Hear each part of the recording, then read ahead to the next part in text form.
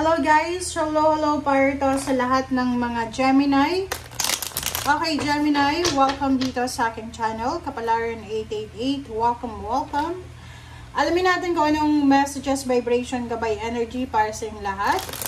Alamin natin, Gemini, may mga stalkers ka ba? May nagbabantay ba sa bawat kilos mo? May mga interesado ba sa buhay mo? Tingnan natin. This is in general, maybe love life, or maybe a crush, or yun, stalker na. Okay.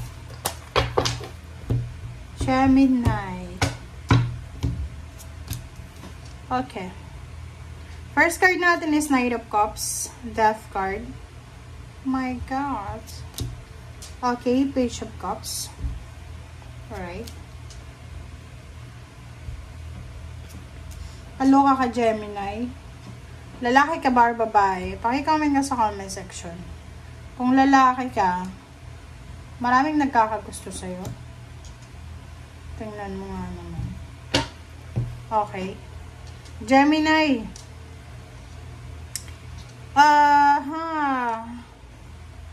Babae ka ba? Lalaki? Yung tao na may gusto sa'yo dati, it's either kung babae ka, may naligaw sa'yo, or maybe this is your ex. Or maybe kung lalaki ka, may gusto to sa'yo. Okay? Babae or lalaki. Sinasabi ng barahan na kung sino man ito na nireject mo sa love life, yung parang pumorma sa'yo, pero hinarangan mo siya. Hindi natuloy. Sinasabi ng barahan na binabantayan ka niya. Kahit may asawa ka na ngayon, may karelasyon ka, still binabantayan niya yung bawat kilos mo, bawat information about sa'yo. Lalo sa ngayon, sa social media, mabilis yun na, kumbaga, maging stalker or mabilis na mag-stalk ng isang tao. So, dito sinasabi ng Knight of Cups na yan na yung taong yan ay binabantayan kung may relationship ka ba or wala. Are you happily married or are you happy with your girlfriend, boyfriend, or live-in partner? So, nakikita mo to na yung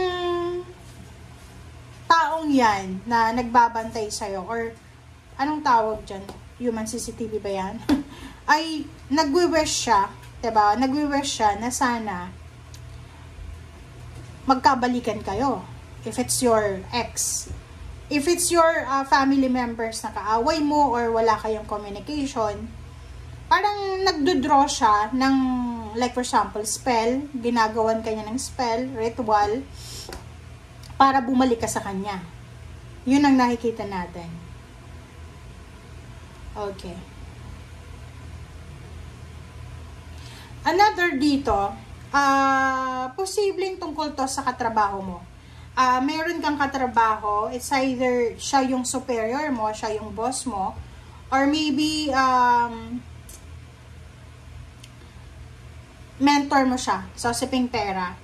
Ang tao nito, yun, maybe this is earth signs, Virgo, Capricorn, or Taurus, or water sign.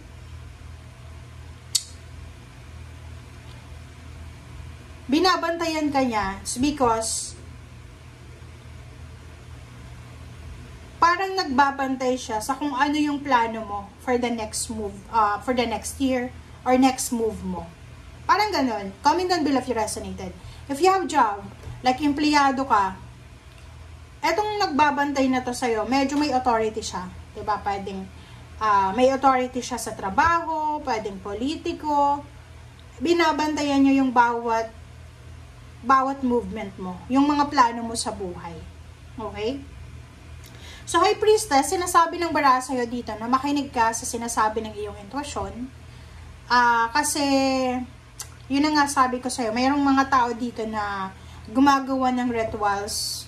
Kung lalaki ka, babae ka, sobrang gustong-gusto ka nito na mapasa kanya. So, pwedeng meron siyang gayuma na ginagawa, rituals or spells para makuha ka niya. Comment down below if you resonated. Ano ba ang message? Ano ba ang gabay sa'yo?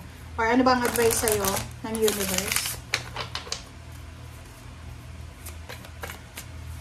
Gemini. Alright, so read. Magbasa ka daw. Kahit kailangan mong magbasa. Okay, so maybe this is sa mga comments sa iyong social media account, or basahin mo yung mukha ng mga taong kaharap mo, or magbasa ka ng sitwasyon, parang ganon. Or literal, kung halimbawa may mga papeles ka na kailangan permahan sa harap ng iyong employer, sa harap ng iyong boss, mag-iingat ka, basahin mabuti yung information, yung documents na yan. Okay, Gemini.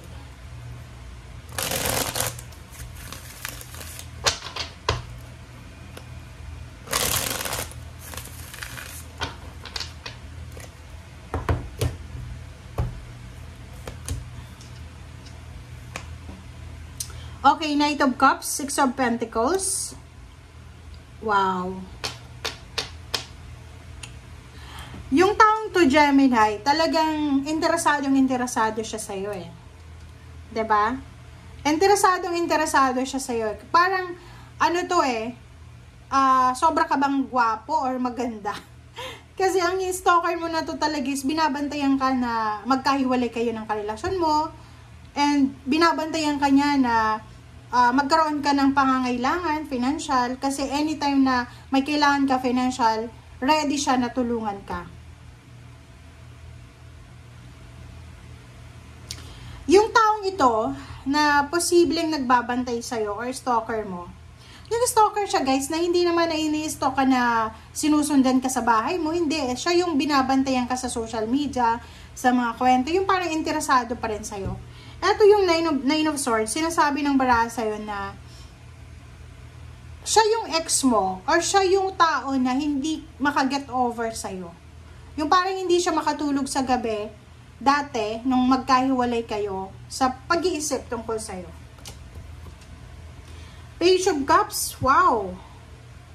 Sinasabi ng baraha sa'yo dito na kung ano man tong ginagawa mo sa ngayon, Gemini, nag-aaral ka ba? Ano ba? May business ka ba? Nagtatrabaho? Sinasabi ng baraha sa'yo na may incoming na lump sum of money, blessing, prosperity, abundance, in terms of money na posibleng darating sa'yo. O, yun. Ito naman, yun ang nasabi ko, yung other person na nagbabantay sa'yo is may authority siya. It's either boss mo siya, employer, politiko, or kung sino man siya. Kasi binabantayan ka niya kung kailan ka talaga mangangailangan. So, parang nangihinayang siya sa skills mo siguro. Parang ganon. So, parang binabantayan niya kung ano yung mga actions mo kasi sayang, nangihinayang siya sa skills mo. Hindi naman masama yung pagbabantay niya sa'yo. And Queen of Cups, sinasabi ng baraha sa'yo dito na in the near future, possible na meron ditong good news about freedom, good news about liberty, parang independence, na matanggap ka. So, pwedeng mayroon ditong balita na may maghihiwalay, may magbe-divorce, may annulment, freedom from the relationship, or from any stagnation, or kung saan naman yan na, kung ano man siya na iniisip mo. Advice from your from the universe, or from your spiritual helpers, is Dolphin. Live joyfully in the present. Archangel Jules. So, yun. Live in the moment. Maging masaya ka, Gemini, sa kung ano yung nangyayari sa'yo sa ngayon. You need to be happy. You need to celebrate small wins. You need to be thankful and grateful sa lahat ng blessings na meron ka sa ngayon. And yun na nga, wag mong, kumbaga, hindi naman kasi perfect yung buhay ng tao. So, may mga pagkakataon na masaya, malungkot. But if may mga pagkakataon na malungkot ka, you need to divert your emotion, your negative emotion or feelings sa mas masaya. Kung maghanap ka ng tao, ng memories, yung nag-isip ka ng memories na masaya, yung mga taong pwedeng magbigay sa'yo ng happiness, or mismo ikaw, di ba, magaling kang magpatawa, parang gano'n, happy-go-lucky. So, ibigay mo yan sa sarili mo, yung joy and happiness na kailangan mo. Okay? Thank you guys. Bye!